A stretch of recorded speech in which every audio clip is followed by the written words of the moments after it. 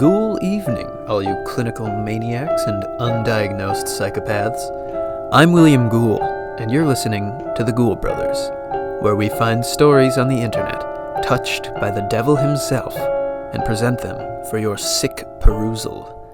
Today, we offer 3 blood-thickening tales of interactions with strangers that left our storytellers quaking with fear, and sometimes even with terror. Our first story of the night is called A Day on the Town. Once time, when I was in school, I saw what looked to me like some kind of animal. It looked like an animal for sure, but I couldn't tell what kind of animal, and it could have been a person. But it walked on all 4s and had black fur on it. It made a beckoning hand motion, so I followed it big time. I walked a little bit behind it, and it walked a little bit in front of me. You know, classic following situation. I followed it through the city, which is where I started out following it, and into the woods, and through the woods, out into the moors. Then, it stopped, and gestured for me to go over to it, and then it pointed into a really deep hole in the ground. I nodded, and walked over, and went in the hole. It was dark from the outside, but when I got in, my eyes adjusted, and I could kind of see. It was some kind of hole in the ground, with walls made of rock. Classic deep hole situation. When I popped out the other end of that fucking hole, I fell up out of the top of the same hole, but during the daytime, and it was nighttime when I went in. The thing was still there, and at that point, I was pretty sure it was a ghost or something, because it kind of looked like a person, but I was pretty sure it was some kind of animal at the time. It did another gesture, and I followed it again, and it brought me back through the woods and into the city again. This time, it brought me to a restaurant, and the greeter gave us seats. I had duck l'orange. The thing had pork and beans. The manager came out and kissed the creature on both its cheeks. They whispered stuff into each other's ears, and then laughed for a while. When the check came, I got out my wallet to pay, but the thing closed its eyes, put up its hand, and shook its head no. It threw a hot cash loaf on the table, and we left. It brought me back to the same spot where I was standing when I first saw it, and it waved, and then it left. I have no idea what happened in that hole, or if it was a diversion so that creature could take me out to dinner. But nothing happened that day, or changed in my life after that. If that story didn't make you faint with terror, then surely our next chilling entry will have you on the ground in no time. This story is called Spooky Life Story. Once time, when I was 7 years old, my male and female friends and I were all playing Helen of Troy in the ladies' room of my stepdad's beach house, and I was Achilles. My friend Shaw was playing Troy, which we kept telling him was a place and not a character, but he insisted that Troy was the ancient Greek anamorph god. Shaw was probably my best friend. When things started to get a little too adult, my stepdad stepped in and broke us apart and told us to take a breather. So me, Shaw, Gino, Lucinda, Dylan, and Katie Chokehold Kilmister all went for a walk along the beach. We were all about the same age, except for Gino, who was 27 and really quiet. Side note, 11 years later, some of our parents found out that Gino was hanging around with us and beat him to within an inch of his life. When we got to an isolated part of the beach, a guy dressed like Morpheus walked up to us and did some karate moves. We all thought it was awesome, because The Matrix, 1999, had just come out. He gave us all red pills, and we took them.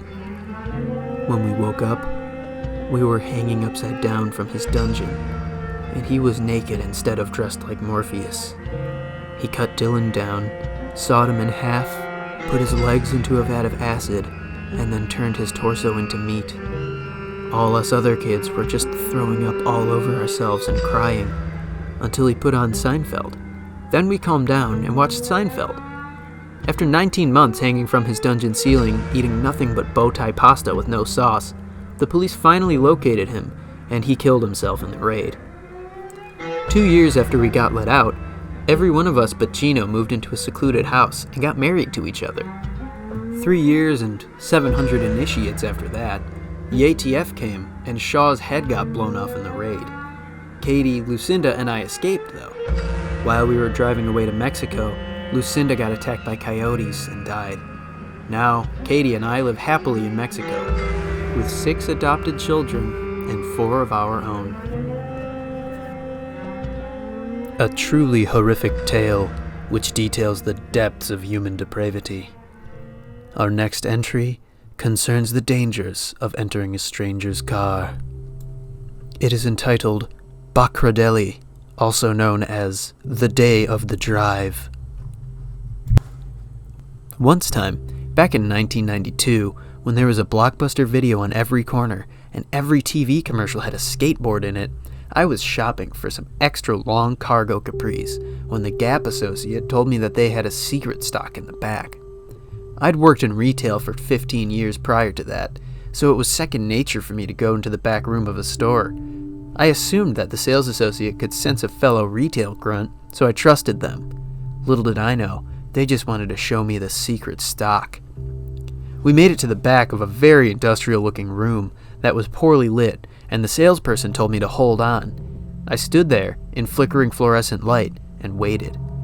While I waited, I heard some screaming and saw someone crawling across the floor. Luckily, I wasn't scared because I have a brother who has a serious mental problem, and he would always crawl around and scream when he was scared. I could tell it was pretty much the same situation. Then the clerk finally came back with the same capris I was looking at, but in my size. I thanked them and asked about the kid who was screaming and crawling. They looked freaked out and said they had no idea what I was talking about.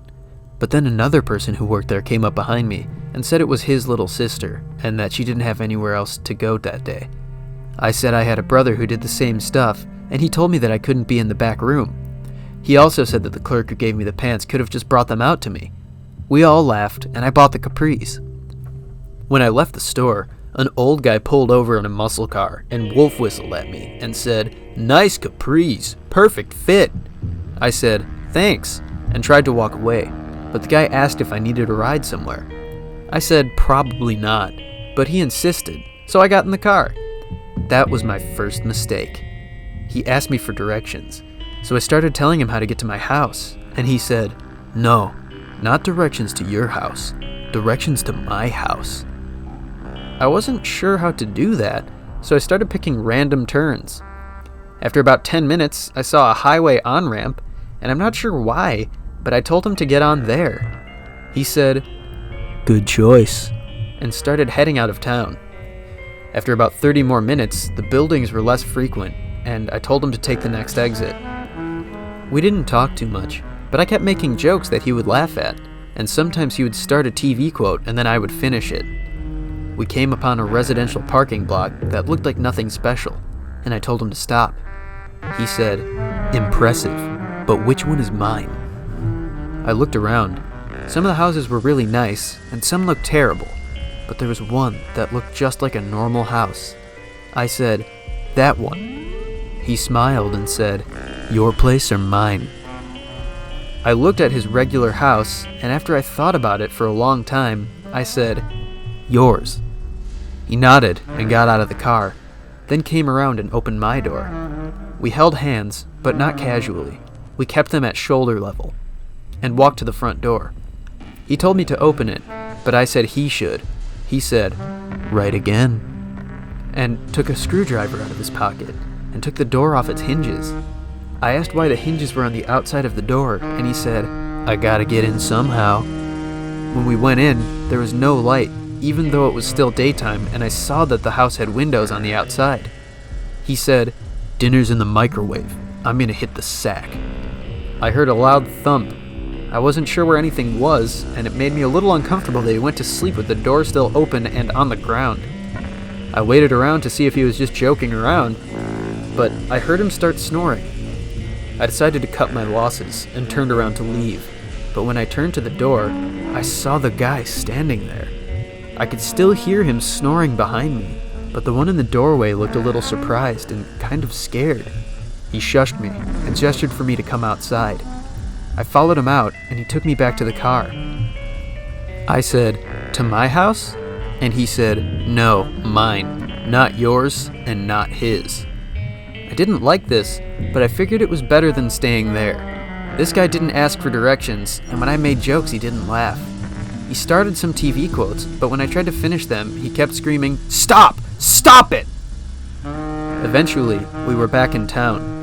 He drove up to the store where I first met the other him, but at this point it was night, and the place had closed.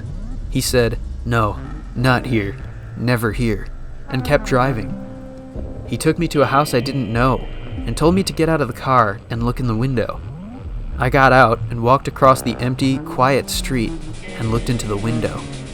The two store clerks from earlier were making out in a bed in there. I watched them for a while, and then I heard the car peeling off behind me. The guy driving burnt some serious rubber and shot down the street, then crashed really fucking bad into a pole at the end of the street.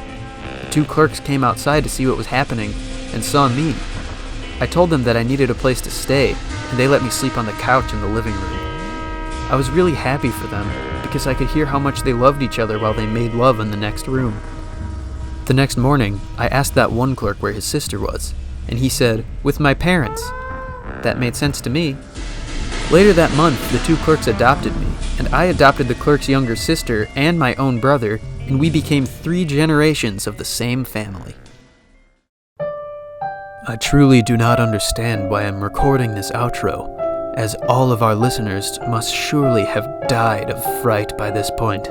But if you've made it this far, then you truly are a brave soul, and us Ghoul brothers will have more spooky, scary content for you soon.